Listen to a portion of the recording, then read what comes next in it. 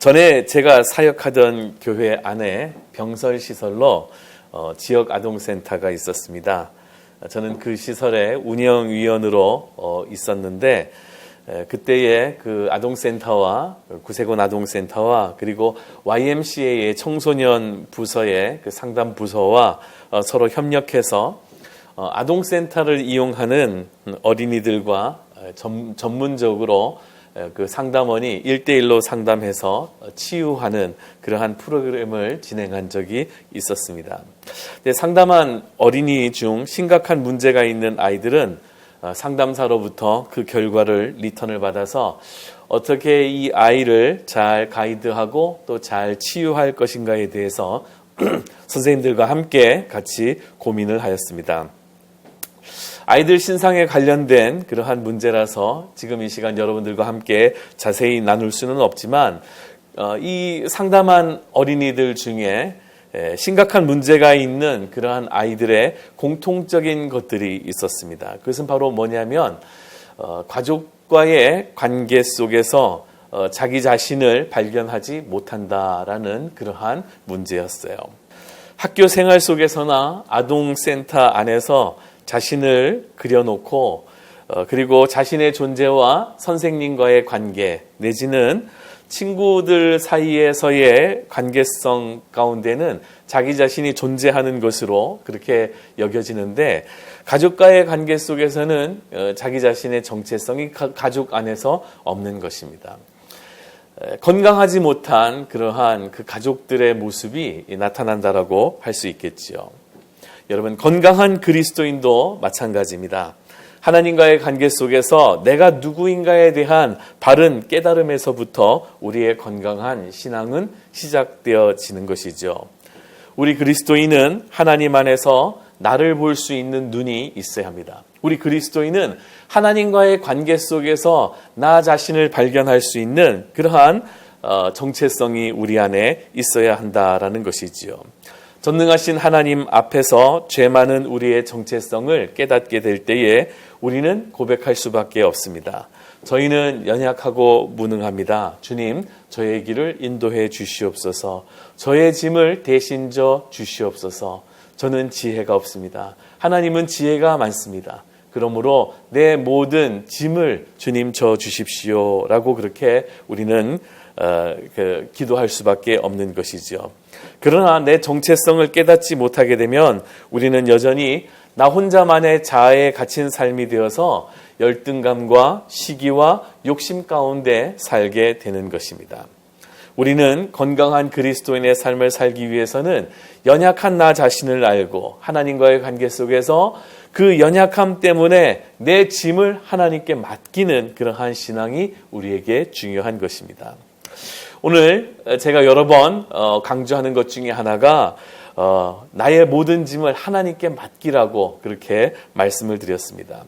사실 그 짐이 무엇인지에 대해서 좀 구체적으로 이야기를 먼저 해볼까 합니다. 그렇죠. 사람마다 자기가 가지고 있는 짐이 다 틀려질 수 있는데 그런데 성경에서 그 짐들을 찾아보면 이렇습니다. 첫 번째 짐은요, 염려입니다. 베드로전서 5장 7절의 말씀에 보면 모든 걱정과 근심을 하나님께 맡기십시오. 하나님께서 여러분을 돌보고 계십니다. 마음을 강하게 하고 늘 주의하십시오. 원수 마귀가 배고파 으르렁거리는 사자처럼 먹이를 찾아 돌아다니고 있습니다. 라고 그렇게 말합니다. 우리가 염려한다고 우리의 흰 머리카락 하나를 우리는 검게 만들 수도 없지요. 또한 염려는 이방인들이 하는 것이라고 그렇게 성경은 우리에게 가르쳐주고 있습니다. 사실 염려는 우리의 신앙을 자라지 못하게 하는 그러한 독과 같습니다. 세상의 시험은 우리를 기도로 인도하고 기도의 자리로 우리를 안내합니다. 그러나 계속되는 염려는 우리의 마음을 상하게 하고 우리의 뼈를 상하게 하며 오히려 우리 자신을 불신앙의 사람과도 같이 만들게 되는 것이 바로 염려입니다. 그러므로 기도는 하되 걱정과 근심은 하나님께 맡겨야 하는 것이지요. 근데 염려라는 것이 사실 염려하고 싶어서 염려하는 사람이 아무도 없지 않습니까? 그렇죠? 염려는 또한 내가 염려하지 말아야지 한다고 저절로 없어지는 것이 염려도 아닙니다. 염려가 우리의 마음 가운데에 염려가 없어지려면은요, 그 염려를 해결할 수 있는, 내가 지금 걱정하고 있는 그것을 해결할 수 있는 더 큰 능력 있는 자를 바라보는 것이 바로 염려를 없애는 방법인 것입니다. 우리의 염려를 해결해 주실 전능하신 하나님을 우리는 바라보아야 하는 것이지요. 그것이 염려를 주님께 맡기는 것입니다. 두 번째, 우리의 길을 맡기라고 그렇게 말하고 있습니다. 하나님께 맡겨야 할 것, 그것은 바로 우리의 길입니다. 오늘 본문의 말씀 시편 37편 5절의 말씀에 보면은 내 길을 여호와께 맡기라, 그를 의지하면 그가 이루시고라고 그렇게 말씀해 주시고 있는 것입니다. 잠언 20장 24절 말씀에 보면 사람의 걸음은 여호와께로서 말미암나니 사람이 어찌 자기의 길을 알 수 있을 것인가 라고 그렇게 말씀해 주고 있어요. 우리의 인생길에는 형통한 길이 있는가 하면 또 어려운 길이 우리의 인생길 가운데는 항상 병행되어 놓여져 있습니다. 그 길에는 또한 전갈이나 그리고 뱀과 같은 위험한 요소들이 항상 깔려 있는 것이요. 우리가 걸어가는 인생의 길은 아무리 오래 살았던 사람이라 할지라도 오늘의 인생의 길은 한 번도 가본 적이 없는 언제나 새로운 길이 바로 우리의 인생의 길인 것입니다. 그러므로 우리는 하나님을 의지할 수밖에 없는 것이지요. 우리의 길을 여러분 하나님께 맡기시기 바랍니다. 그리고 하나님께 맡겨야 할 짐의 세 번째는 뭐냐면 성경 말씀에 보면 너의 행사를 하나님께 맡기라고 그렇게 말하고 있습니다. 잠언 16장 1절의 말씀 그리고 3절의 말씀을 보면 마음의 경영은 사람에게 있어도 말의 응답은 여호와께로서 나느니라. 너의 행사를 여호와께 맡기라. 그리하면 너의 경영하는 것이 이루리라고 그렇게 말씀해 주고 있지요. 너의 행사를 여호와께 맡기라라는 그 말씀은요, 너의 결정권을 하나님께 맡기라라는 것이요. 뭔가 결정해야 할 때에 그 결정권을 하나님께 맡기라는 그러한 말씀인 것입니다. 성경에서 그러한 삶을 산 대표적인 그러한 인물들이 있습니다. 대표적으로 다윗과 같은 그러한 인물이지요. 다윗은 항상 전쟁하기 전에 하나님께 묻습니다. 제가 치러 갈까요? 하나님 저들을 나에게 주시겠습니까? 라고 그렇게 항상 묻고 전쟁을 했던 사람입니다. 묻기만 한 것이 아니라 하나님의 결정을 존중하고 그리고 내 자신의 생각을 접고 하나님의 결정을 따를 수 있었던 그러한 사람이었던 것이지요. 성전을 지을 때에도 내 마음대로 지으려고 하지 않고 사실 성전을 지을 때도 이거 하나님께서 기뻐하시겠지라고 그냥 자기의 생각대로 하고 성전을 지을 수도 있었습니다만 그러나 다윗은 그러지 않았습니다. 하나님, 제가 성전을 지어도 되겠습니까? 라고 물었었지요. 그때 하나님께서는 너의 손에 피가 너무 많이 묻었기 때문에 너에게 성전을 짓지 말라고 그렇게 말씀을 하십니다. 그랬을 때 다윗은 그 말씀에 순종하여 자기의 아들 솔로몬이 성전을 지을 수 있도록 그 모든 것들을 다 준비해 놓고 하나님의 말씀에 순종하고 그 결정을 하나님께 맡겼던 것이지요. 철저한 하나님 앞에서의 종의 자세를 가졌던 사람입니다. 우리 또한 우리의 결정을 하나님께 맡겨야 합니다. 우리가 결정해 놓고 하나님, 내 결정에 하나님께서 이루어 주셔야 합니다라는 것이 아니라 하나님의 결정에 대하여 우리가 묻고 그리고 그 결정에 따를 수 있는 그러한 우리 믿음의 성도들이 되어져야 하는 것입니다. 또한 우리가 우리의 길을, 우리의 짐을 하나님께 맡게 하는 것이 있다면 그것은 네 번째는 우리의 감정도 하나님께 맡겨야 하는 것입니다. 사실 가장 맡기기 어려운 것이 이게 감정이지요. 감정이 내 마음대로 되는 것이 아니기 때문에 그렇습니다. 그래서 마귀가 우리를 공격할 때 가장 먼저 공격하는 부분이 가장 나중에 공격하는 부분이 바로 우리의 감정을 공격하는 것이에요. 저는 경험상 제 감정을 하나님 앞에 내려놓을 수 없을 때에 그때 예수님을 생각합니다. 십자가에 달리신 예수님, 온갖 조롱과 고통 속에서도 나를 위하여 그 십자가를 끝까지 지신 예수님, 그 예수님을 생각할 때에 내가 가져야 할 감정과 자세를 회복할 수 있게 되는 것입니다. 나의 상한 감정, 미움과 질투와 또 억울한 소문이 있을 때 등등 그때마다 우리는 주님을 생각하면서 그리고 주님이 해결해 주실 것을 간구합니다. 그러면 어느새 그 감정들이 미움의 감정이나 기타 여러 가지의 감정들이 치유하게 되는 그러한 놀라운 것을 경험하게 되는 것이에요. 감정은 절대로 여러분 그런데 저절로 해결되어지는 것이 아닙니다. 그러므로 감정에 대하여도 결정을 내려야 하는 것이에요. 미워하지 말아야지, 용서해야지. 이러한 그 감정에 대한 결정이 우리 신앙인들에게는 필요로 하게 되는 것입니다. 사람들은 사랑을 감정의 영역이라고 그렇게 생각합니다. 그런데 성경이 말하는 사랑은 감정이 아니라 오히려 더 이성적이고 그리고 이성에 의해서 감정이 컨트롤 되어질 수 있도록 하는 것이 바로 성경에서 말하는 사랑인 것이지요. 우리에게 죄 지은 자를 우리가 용서하라고 그렇게 이야기를 합니다. 어떻게 용서가 되겠습니까? 원수를 사랑하라고 하는데 그게 감정으로 원수를 어떻게 사랑할 수 있게 되겠습니까? 하나님의 말씀에 순종해서 그 사람을 그래 내가 용서해야지, 그래 내가 사랑해야지 라는 그러한 이성적인 어떤 자기의 감정을 컨트롤하는 가운데 정말로 그러다 보면은 그 사람을 용서하게 되고 그리고 예수님께서 나를 사랑해 주신 그 사랑으로 그 사람을 사랑할 수 있게 되는 것입니다. 그래요. 그렇기 때문에 우리는 우리의 감정도 신앙 가운데 사실 하나님께 맡겨야 하는 것이에요. 용서할 수 없지만 하나님 저 사람을 내가 용서할 수 있게 해주세요. 저 사람을 사랑할 수 없지만 하나님 제가 저 사람을 사랑할 수 있게 해주세요. 라는 그러한 그 감정의 영역도 사실 하나님께 맡겨야 되는 그러한 부분인 것입니다. 또한 하나님께 맡겨야 되는 다섯 번째는 뭐가 있냐면 성경에서는 관계 또한 하나님께 맡기라고 그렇게 말씀하여 주고 있습니다. 모든 관계 또한 하나님께 맡겨야 합니다. 세상에는 얼마나 많은 관계와 그 관계 속에 갈등이 존재합니까?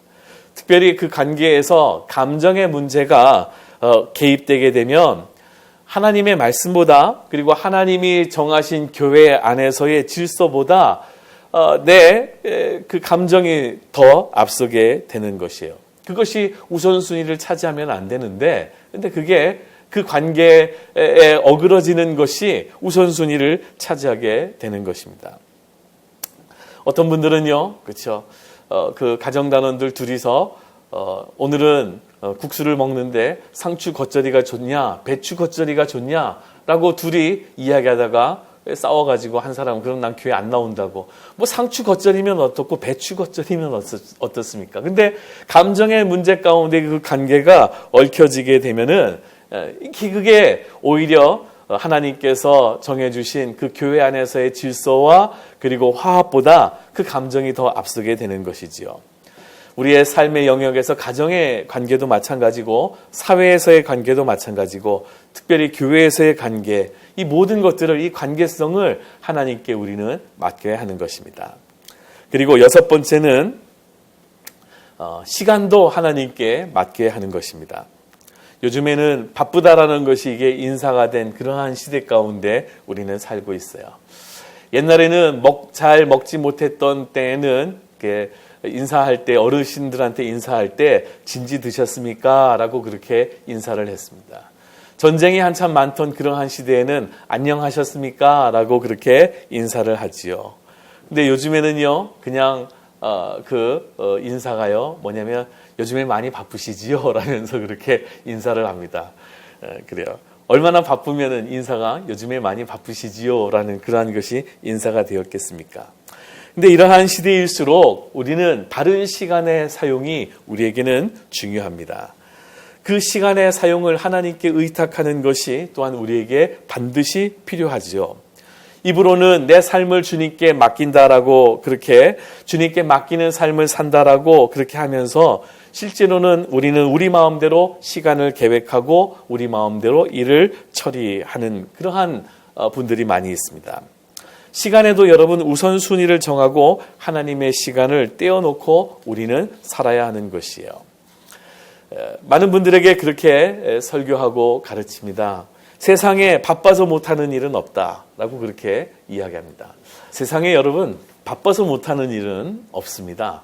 다만 그 우선순위에 밀려난 것이죠. 아무리 바빠도 밥은 먹고 아무리 바빠도 우리 자매들은 집에서 나올 때에 화장하고 나오고 그리고 나와서라도 어딘가 들어가서 화장은 합니다. 아무리 바빠도 여러분 해야 할 일은 꼭 하지 않습니까? 하나님의 일이 바쁜 가운데에 그것이 밀려났다라는 것은 그것은 우선순위에서 밀려났다라는 것이죠. 그래서 우리는 하나님의 시간을 우리는 따로 떼어놓고 그리고 그것을 정확하게 지키는 것이 우리의 삶 가운데 우리의 신앙 가운데는 중요합니다. 예배 시간은 반드시 구분되어진 따로 떼어진 그러한 시간이요. 따로 떼어서 그것을 지킨다라는 것을 성경에서 뭐라고 이야기를 하느냐 하면 거룩한 삶이라고 그렇게 이야기를 합니다. 우리가 거룩한 삶을 살기 위해서는 여러분의 시간을 따로 떼어놓고 이것을 하나님의 시간이라고 떼어놓고 그 어떠한 것도 침범받지 아니하도록 우리가 그것을 지켜 나가야 하는 것이요. 그러한 의미 가운데 우리의 시간을 우리는 하나님께 맡겨야 하는 것입니다. 그리고 마지막으로 우리가 하나님 앞에 이렇게 드려야 하는 하나님 앞에 맡겨야 하는 그러한 것이 있다면 7번째인데요. 그것은 바로 직업과 물질을 우리는 하나님께 맡겨야 합니다. 요즘은 밥그릇이 하나님처럼 군림할 때가 많이 있어요. 하나님보다 세상의 일을 훨씬 중요하게 생각하고 신앙생활은 마치 취미생활처럼 해도 되고 안 해도 되는 것처럼 그렇게 생각하는 분들도 있죠. 직장에 무슨 일이 있으면 여지없이 예배는 내팽겨칩니다. 내 밥그릇 가운데에 무슨 일이 생기면은 내가 하던 사역, 내가 하나님께 하나님 앞에 받은 그러한 그 사역들은 다 내팽겨치고 그것을 먼저 해 나가는 그러한 사람들이 있어요. 밥그릇을 쥐고 있는 사장이 하나님보다 더 무섭고 그리고 그 사장의 말이 더 중요한 그러한 시대에 우리는 어쩌면 살고 있는 것 같습니다. 우리 믿음의 선배들이 우리에게 전해준 여러분 소중한 미담을 우리는 잊지 않고 살았으면 좋겠습니다. 우리 믿음의 선배들은 하나님의 말씀이 언제나 우선이었고 교회의 일이 언제나 우선이었습니다. 이러한 믿음의 선배들을 우리는 본받을 수 있는 그러한 신앙인들이 되어져야 합니다. 앞에서 말한 이 7가지의 짐들 사실 우리는 그 어느 것 하나 하나님께 맡기기 쉽지 않습니다. 하나님께서는 맡기라고 했는데 말입니다. 염려와 그리고 너의 길과 너의 행사 즉 너의 결정과 그리고 너의 감정과 그리고 네가 가지고 있는 모든 관계와 그리고 시간과 직업과 물질까지 하나님께 맡겨야 하는데 근데 여러분 사실 그거 맡기기 쉽지 않죠. 알기는 아는데 그렇죠? 성경에서 우리가 여러 번 읽어서 알기는 아는데 내 행사를 하나님께 맡기라 내 길을 하나님께 맡기라 내 물질을 하나님께 맡기라 다 알기는 아는데 그런데 그 어느 것 하나 사실 우리는 맡기기 어렵습니다. 여러분은 이 7가지 중에서 어떤 것을 가장 맡기기가 어렵습니까? 인간은요 기본적으로 하나님께 뭔가 맡기기를 거부하는 것 같습니다. 하나님께 맡기라고 하는데 그런데 실제로 하나님께 맡기기를 거부합니다. 내 인생을 내가 통제할 수 있고 그리고 내 인생을 내가 결정할 수 있을 때에 그때 우리는 행복하다고 느낍니다. 돈을 벌려는 이유도 거기에 있지 않습니까? 내가 할 수 있는 일이 내 마음대로 할 수 있는 일이 더 많아지게 되는 것이지요. 그래서 내가 모든 것을 하려고 하면서 우리의 삶 가운데 하나님께서 하실 수 있는 영역을 우리는 자꾸 축소하려고 합니다. 그러나 신앙이 점점 성숙해지려면 실상은 내가 통제하는 삶의 영역이 많아지는 것이 아니라 하나님께 맡기는 삶의 영역이 더 많아져야 하는 것이지요. 하나님께서 나에게 말씀하시고 내가 삶 속에서 하나님의 말씀에 순종하는 일들이 더 많아져야 한다라는 것입니다. 사실 우리는 예측할 수 있는 하나님을 원합니다. 오히려 내가 하나님을 통제할 수 있는 그러한 하나님을 우리는 원합니다. 우리들은 질병, 경제적인 어려움, 자연재해, 전쟁을 허락하지 않는 하나님을 원합니다. 그런데 실상 하나님은 우리의 삶의 어려움이나 때로는 시험이 존재하도록 그렇게 허락을 하시지요. 어떤 사람은 예측할 수 없는 하나님께 모든 것을 맡긴다면 무슨 일이 일어날지 모른다고 두려워합니다. 우리는 자동 판매기는 잘 믿고 잘 이용합니다. 동전을 넣고 콜라 버튼을 누르면 콜라가 나오고, 동전을 넣고 주스 버튼을 누르면 주스가 나옵니다. 내가 주문한 것에 대하여 잘 전해주고, 그리고 그 결과물이 내가 원한 결과물이 나오기 때문에 우리는 자동 판매기를 철저하게 믿고, 그리고 동전을 넣고, 그리고 거기에 내가 원하는 것을 얻게 되지요. 여러분, 하나님이 그런 분이면 얼마나 좋겠습니까? 내 예상 안에 계신 분, 내 계획 안에 계신 분, 내가 주문한 기도대로 응답해 주시는 분, 그런 분이면 내가 참 믿고 맡기겠는데, 근데 때로는 거의가 엉뚱한 것으로 응답해 주시니 도대체 믿고 맡길 수가 없다라고 그렇게 말하시는 분들이 있어요. 그렇습니다. 하나님은 우리가 원하는 대로 계시는 분이 아닙니다. 그분은 살아계시는 분이시고 만유를 창조하시고 만물을 통치하시는 분이 바로 하나님이십니다. 오히려 그러한 분이기 때문에 우리의 모든 것을 맡길 수 있는 것입니다. 내가 생각하는 것보다 더 좋은 방법으로, 내가 계획한 것보다 더 유익한 방법으로, 내가 바라는 그 시간보다 더 적절한 시간에 하나님께서는 나에게 응답해 주시고, 그리고 또한 이루실 분이라는 것을 우리는 확신합니다. 하나님께 맡기는 것은 내가 원하는 것을 얻어내기 위한 그러한 협상 테이블이 아닙니다. 신앙 안에서 맡긴다라는 의미는 은행에 돈 맡기듯이 이자 챙기듯이 맡긴다라는 그러한 이야기가 아닙니다. 신앙으로 맡긴다라는 것은 내 자신을 전적으로 하나님께 드린다라는 그러한 의미가 있는 것이요. 맡겨서 하나님께서 나의 삶을 설계하시고, 그리고 설계하시도록 그분을 신뢰하는 것, 그것이 여러분 바로 하나님께 맡기는 삶이라고 할 수 있는 것입니다. 의탁은 조건적인 것도 아닙니다. 직장을 잃고, 때로는 사랑하는 사람을 잃고, 때로는 물질을 잃는 힘든 상황 속에서도 하나님을 섬기기로 약속하고 하나님의 결정에 기꺼이 순종하는 것, 그것이 바로 하나님께 의탁하는 그러한 삶인 것이지요. 우리가 하나님께 우리 인생의 의로운 통치를 맡길 때에 우리의 인생은 우리를 만드시고 사랑하시고 우리에게 선한 것을 행하시는 하나님 아래에 놓이게 됩니다. 그때 하나님께서는 우리를 변화시키시고 또 하나님의 사용하시기에 적절한 그러한 그릇으로 우리를 만들어 주실 줄로 믿습니다. 어떤 이는 자신의 모든 생각과 자신의 모든 에너지를 소진하고 혼자의 힘으로 도저히 더 이상 버틸 수 없을 때에 두 손 두 발 다 들고 하나님께로 나오기도 합니다. 또 어떠한 사람은 성공의 절정에 다다랐을 때에 하나님께로 나오는 그러한 분들도 있지요. 어쨌거나 하나님께서는 어떠한 상황에서도 자기의 것을 주님께 맡기고 그리고 하나님께서 우리를 인도해 주시기를 원하는 그러한 자들에게 하나님은 그 짐을 맡으시고 우리가 할 때보다 훨씬 더 좋은 방법으로 우리가 생각하는 것보다 훨씬 더 좋은 그러한 결론을 하나님께서 우리에게 인도해 주실 줄로 믿습니다. 언제나 여러분 하나님께 우리의 인생을 맡기는 저와 여러분이 되시기를 주의 이름으로 간절히 축복합니다.